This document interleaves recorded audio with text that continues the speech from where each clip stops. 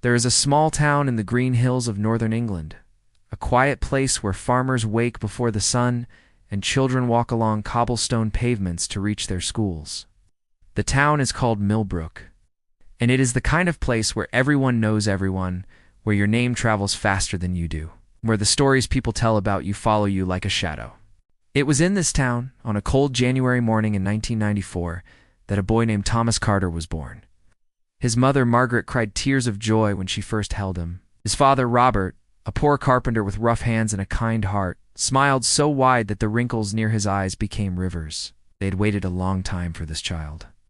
They named him Thomas, which in their family meant strength, which meant steadiness, because that is exactly what they believed he would be. But the world outside their small home did not always see what they saw. Thomas was different from the other children, and in Millbrook, different was not a comfortable thing to be. He was slow to speak. While the other children on his street were already singing rhymes and answering their mother's questions in full sentences, Thomas was still pointing at things with his small finger, his mouth working silently, the words lost somewhere between his heart and his lips. He was 3 years old before he said his first clear word. He was 4 before he said 2 words together. The neighbors noticed. The neighbors always notice in small towns. "That child has something wrong with him," said the woman next door, loud enough for Margaret to hear through the thin wall. "Robert's boy will never amount to anything," said the older men at the corner cafe, sipping their tea and nodding at each other as if they were the judges of the world. When Thomas was 5, his father took him to the local school. The teacher, a stern man named Mr. Hargreaves. At the way he tilted his head when someone spoke to him, at the slow and careful way he moved through the world and shook his head. "He cannot sit with the other children," Mr. Hargreaves said flatly. "He will only slow them down." Robert came home that evening with his shoulders low and his eyes wet. He sat at the kitchen table and did not eat his dinner. Margaret put her hand on his and said nothing, because sometimes silence is the only honest thing left to say. They found a smaller school, 2 villages away, run by a retired teacher named Mrs. Eleanor Davies, a woman in her 60s who wore thick glasses and had the patience of someone who had made peace with time. She took one look at Thomas and then looked at his father and said simply, "Leave him with me." And so, every morning, Robert would put Thomas on the back of his old bicycle and pedal 2 villages away. Through the cold morning air, past the fields and the stone walls and the slow gray river, and drop his son at Mrs. Davies' small school. And every evening, he would come back and bring him home. He did this for 3 years without a single complaint, without a single morning where he said he was too tired, too busy, too poor to make the journey. This is what love looks like when it does not have a lot of money. At Mrs. Davies' school, Thomas began to open. Slowly, the way a flower opens, not all at once, not dramatically, but quietly, petal by petal, day by day. He could not keep up with reading the way the other students did, but Mrs. Davies noticed something that no one else had ever taken the time to notice. When she drew a picture on the board, any picture, a tree, a house, a face, Thomas's eyes came alive. He sat up straight. His hand reached for a pencil. "Draw what you see," she told him one afternoon, placing a blank sheet of paper in front of him. He drew the bicycle his father rode every morning. He drew it with a detail and an accuracy that made Mrs. Davies put her hand over her mouth. The wheels had the right number of spokes. The chain was drawn link by link. The worn seat, the bent front basket, the small crack in the handlebar, all of it was there, exactly as it was, pulled from memory and placed on paper by the hands of a 7-year-old boy who could barely read 3 words in a row. Mrs. Davies framed that drawing and hung it on her classroom wall. It hung there for 20 years. But the world outside that small school was not so kind. When Thomas returned to his neighborhood, the children his age did not understand him and did not try to. They had names for him: stupid, weird, useless. Sometimes they would call these things across the street when he was walking, and laugh when he flinched. Sometimes they would say them to his face and wait to see what he would do. He never fought back, never cried in front of them. He would walk home with his eyes on the ground and his hands in his pockets, and when he reached the door of his house, he would find his mother in the kitchen, and she would look at his face and know, and she would say nothing except "Wash your hands, dinner is ready," and that small, ordinary sentence was the most comforting thing in the world. Robert, when he found out what the neighborhood children were saying, was a quiet man, but an angry one. He sat Thomas down one evening by the fireplace and told him something the boy never forgot. He said, "Those children are reading from a book they were handed by someone else. They do not know what they are talking about. Only you know what is inside you, and I know. God knows. 3 opinions is enough." Thomas was 10 years old when he heard those words. He kept them the way you keep a lamp, not as a decoration, but as a thing you reach for when the dark comes. By the time he was 12, he had filled 7 notebooks with drawings. Animals, buildings, people's faces, machines he had never touched but had seen from a distance.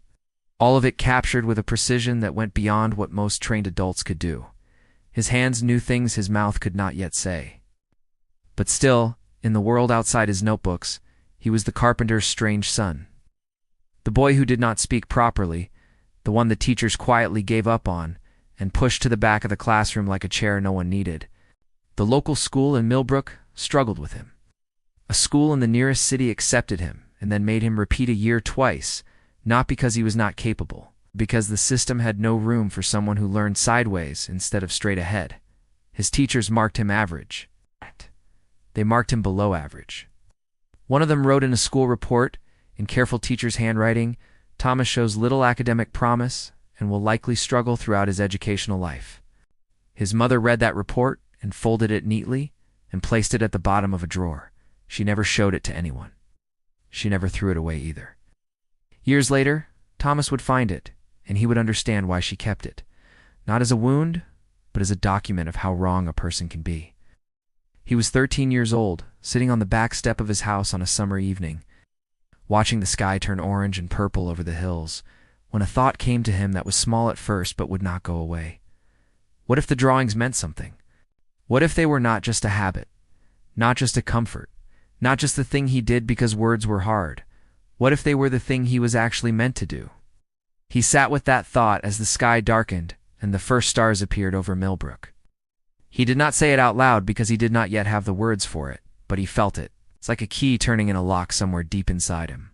He did not know, on that quiet back step in Millbrook, that this thought would one day take him to places he could not yet imagine. The boy the neighborhood called useless would one day stand in rooms full of people who had traveled from other countries just to hear him speak. That the hands they had dismissed would produce work that would be studied, displayed, and celebrated. That his story would make grown people cry in halls and auditoriums, not from sadness, but from recognition, from the relief of finally seeing their own struggle reflected back at them and being told it could survive. He did not know any of that yet. He was just a 13-year-old boy on a back step, watching the stars, keeping a thought warm in his chest like a small coal against the cold. Thomas Carter was 14 when he walked into the Millbrook Community Library for the first time. He had passed it 100 times before, but never gone inside. Libraries felt like places for people who were good with words, and words had never been kind to him. But on a rainy Tuesday afternoon, with nothing else to do and nowhere else to go, he pushed open the heavy wooden door and stepped in. The librarian, a tall, thin man named Mr. Fletcher, looked up from his desk. He had white hair and reading glasses pushed down to the end of his nose, and he had the calm, unhurried look of someone who had spent decades around books and absorbed some of their patience. "Can I help you?" Mr. Fletcher asked. Thomas stood near the door, not quite sure why he had come. "Do you have anything with pictures?" he asked quietly. Mr. Fletcher did not smile in a pitying way. He did not raise an eyebrow. He simply stood up, walked to a shelf near the back, and returned with 3 large books. One on architecture, one on the human anatomy drawn by Renaissance artists, and one on the technical drawings of Leonardo da Vinci. Thomas sat down at a table and did not move for 3 hours. He came back the next day, and the day after that. Mr. Fletcher began setting books aside for him. Books on engineering diagrams, books on wildlife illustration, books on the great painters who had drawn before they painted, who had studied bone and muscle and shadow before they ever touched a canvas. Thomas could not read all the words in these books, but the pictures spoke to him in a language that needed no translation, and slowly, week by week, he began to understand that what his hands could do had a long and serious history behind it, that he was not strange, that he was not broken, that there was a whole world of people throughout all of human history who had seen the world exactly the way he saw it, in lines, in shapes, in the precise and careful recording of what the eye observes. It was Mr. Fletcher who first said the word that changed everything. One afternoon, watching Thomas copy a technical diagram from a Leonardo book with extraordinary accuracy, the old librarian leaned over and said quietly, "Do you know what that is called?" "What you can do?" Thomas shook his head. "Eidetic memory." Mr. Fletcher said, "Some people call it a photographic memory. You see something once, and your brain keeps it perfectly. Most people cannot do that. Almost no one can do it the way you are doing it right now." Thomas looked at his drawing and then looked at the book and did not say anything. But something shifted in him that afternoon. A small and permanent shift, like a stone that has been moved and can never go back to exactly where it was.